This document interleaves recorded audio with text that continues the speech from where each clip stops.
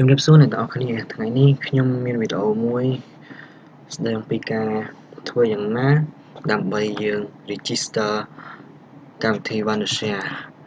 Filmora គឺជាកម្មវិធីកាត់តវីដេអូនេះកុំឲ្យវាមានលុតផ្ទាំងពាណិជ្ជកម្មបាទឥឡូវតើស្អីយើងមានវីដេអូមួយពេលយើងមិនទាន់ register វាគឺយើង export វាទៅនេះចេញផ្ទាំងនេះ Filmora នេះចឹងបើសិនយើង register ហើយនេះវាអត់មានសញ្ញាផ្ទាំងពាណិជ្ជកម្មនឹងទេដូច្នេះគឺរូបភាពគឺស្អាតចឹងបាទដូច្នេះឥឡូវធ្វើតាមខ្ញុំទាំងអស់គ្នាមុនដំបូងគឺយើង connect Wi-Fi ទៅគឺយើង register ធម្មតាមកហើយវាទាមទារ license email នេះបាទដូច្នេះយើងត្រូវទៅយកកម្មវិធីហ្នឹងក្នុង Google ក៏បាន Internet ក៏បានយើងចុច Google មកហើយយើងវាយពាក្យ Wondershare Video Editor Serial Key and Email បាទវាយតាមខ្ញុំទាំងអស់គ្នាមកហើយវានឹង load នេះបាទនៅពីក្រោមយើង enter ទៅបានតែគាត់នេះវាឲ្យមកហើយ Wondershare Video Editor Serial Key and Email Google Search នេះបាទចូលទៅ select យកពាក្យហ្នឹងទៅរងចាំបន្តិចបាទវាកំពុងតែដើរអូខេអ្នកទាំងអស់គ្នានឹងឃើញនេះបាទពាក្យខាងលើ Wondershare Video Editor Serial Key and Email GSM Well បាទយកពាក្យហ្នឹងទៅ GSM Well អូខេ select លើហ្នឹងមកហើយយើងនឹងឃើញ license email ជាច្រើនដែលយើងចង់យកឥឡូវយើងយក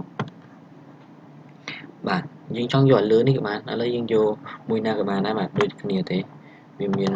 1 2 3 4 5 6នោះបាទ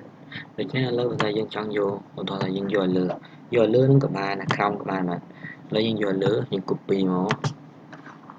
បាទ copy ហើយយើងចូលមកកន្លែងកម្មវិធី Wondershare Filmora យើងនេះចូលមកយើងនេះបាទយើងគ្រាន់តែផាសវាទៅបាទ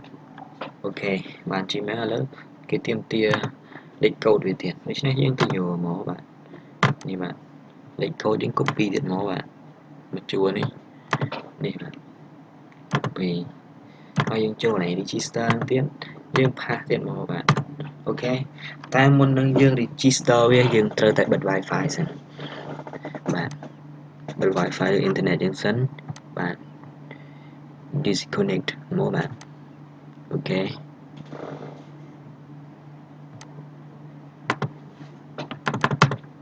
បាទឥឡូវយើង disconnect ហើយបាទវាលែងដើរហើយដូច្នេះយើងចុច register មកបាទអូខេ Wondershare Filmora has been registered អូខេរួចរាល់ហើយបាទដូច្នេះអូខេយើងផ្ទាំងនេះយើងមិនខ្វល់វាទេយើងបិទវាចោលទៅដូច្នេះយើងសាក export វាមកបាទ export មកវានឹងនេះបាទចេញមកហើយแล้วយើងដាក់ rename វា my test video អូខេយើង export វាមកនេះបាទវាកំពុងតែ convert ឲ្យហើយបាទដូច្នេះរងចាំអ្នកនរគ្នាថាយើង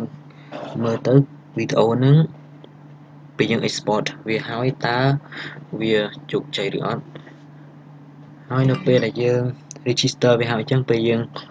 export វីដេអូចេញមកគឺវាគ្មានផ្ទាំងពាណិជ្ជកម្មអីទៀតទេគឺវាស្រឡះស្អាតតែម្ដងហើយនឹងឃើញវីដេអូយើងយ៉ាងស្រស់ស្អាតបាទ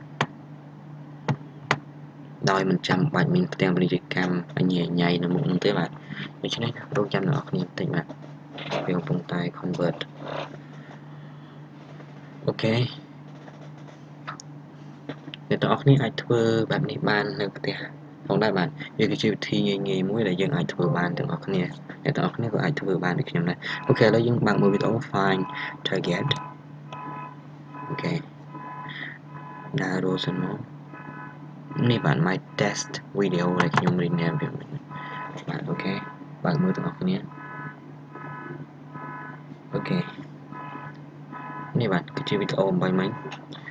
export ចេញមកគឺវាអត់មានផ្ទាំងពាណិជ្ជកម្មញ៉ៃទេបាទឃើញទេគឺវាស្រឡះស្អាតតែម្ដងបាទអូខេបាទអរគុណអ្នកទាំងអស់គ្នាហើយ